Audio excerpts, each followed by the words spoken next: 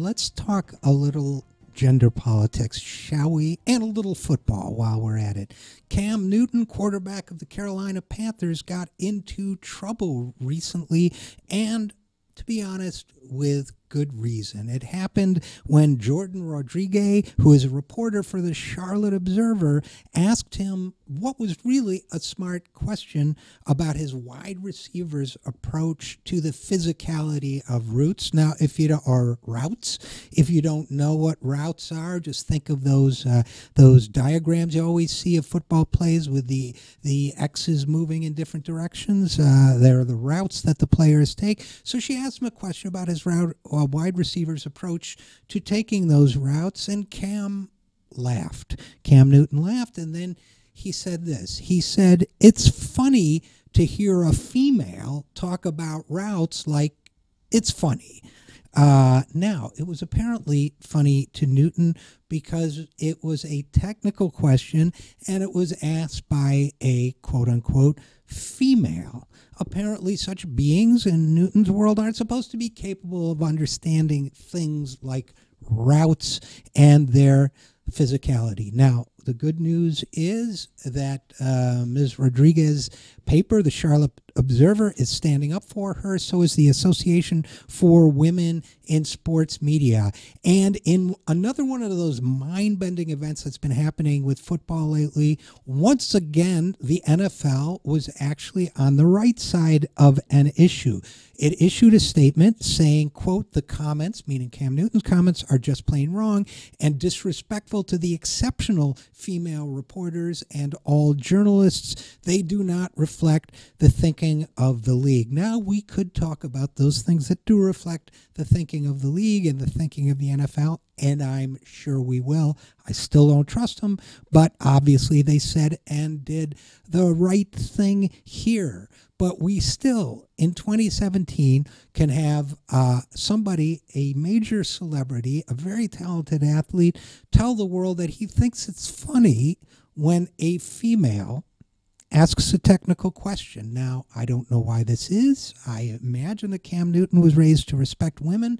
His father, by the way, was a bishop in the Pentecostal church. Cam Newton once said, "I'm a prime example of how God can turn something that was bad into something that's good." Now, it may be time for God to do that again in Cam Newton's case, because he is now suffering from a case of what we might call female trouble. But it gets to the whole notion of why we think about men and women, the ways we tend to think as a society, and the assumptions that are built into most people's thinking, or many people's thinking, that we don't even think about. And I was thinking about that in the context of another form of gender stereotyping that we do, and that is the idea that pink is for girls and blue is for boys. I mean, that's got to have been around forever, right? Well, it turns out it wasn't around forever. There's an author named Joe B. Paoletti, that's Joe B. Paoletti, and she is a professor of American Studies, and she published a book entitled Pink and Blue, Telling the Boys from the Girls in America. Now, it turns out that there was a time when boys were addressed with pink. For example, she gives the example of a 1920s birthday card for a man, which was pink, and by the way, which included a swastika on it, because the swastika at that point was an exotic Eastern symbol, not yet associated with the Nazi Party.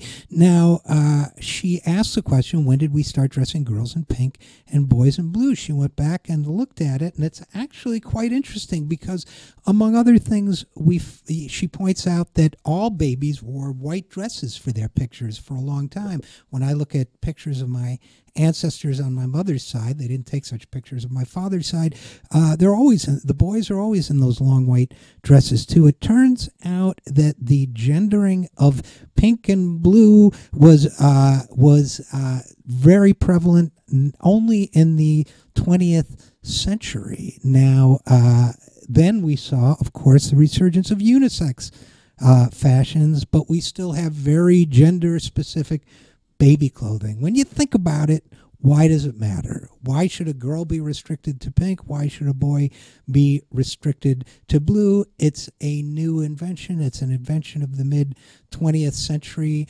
Here's something else that's an invention of the mid-20th century, the post-World War II, the Pledge of Allegiance, something else that people think lasted forever. But what does all this really tell us, whether it's for Cam Newton's sake or our own? I would humbly suggest that it tells us not to assume anything by people based merely on their appearance or what we assume of their gender. If we are really a nation that is dedicated to the idea of individual freedom, doesn't that have to include the freedom to choose your own identity? Doesn't that include not being restricted by gender norms? Now, the reporter who asked Cam Newton that question, Jordan Rodriguez, she is really smart. I looked up some of her writing. She knows her stuff. She's a good writer.